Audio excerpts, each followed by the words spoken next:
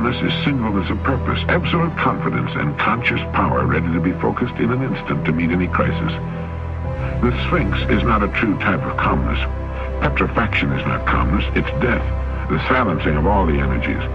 While no one lives his life more fully, more intensely, and more consciously than the person who is calm. The fatalist is not calm. He's the coward slave of his environment, hopelessly surrendering to his present condition, recklessly indifferent to his future. He accepts his life as a rudderless ship drifting on the ocean of time. He has no compass, no chart, no known port to which he's sailing. His self-confessed inferiority to all nature is shown in his existence of constant surrender. It is not calmness. The person who is calm has his course in life clearly marked on his chart. His hand is ever on the helm. Storm, fog, night, tempest, danger, hidden reefs, he's prepared and ready for them. He's made calm and serene by the realization that in these crises of his voyage he needs a clear mind and a cool head. That he has nothing to do but do each day the best he can by the light he has. That he will never flinch nor falter for a moment.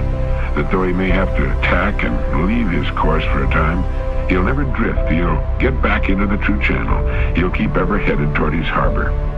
When he will reach it, how he will reach it matters not to him. He rests in calmness, knowing he's done his best.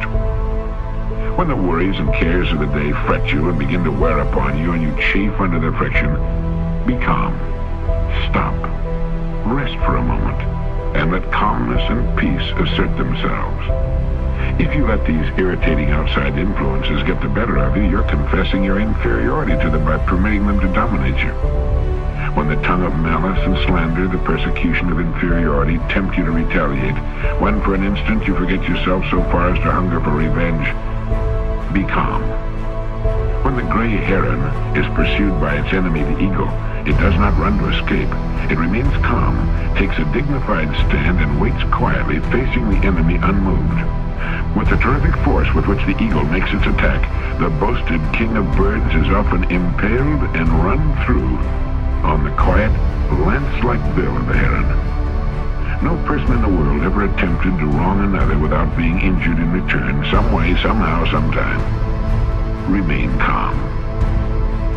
Now, although that was written at the turn of the century and in language that today may sound a bit affected and archaic, it's a good message. If ever there were a quality needed in the crisis-filled world of today, it's calmness, and the kind of clear thinking calmness produces.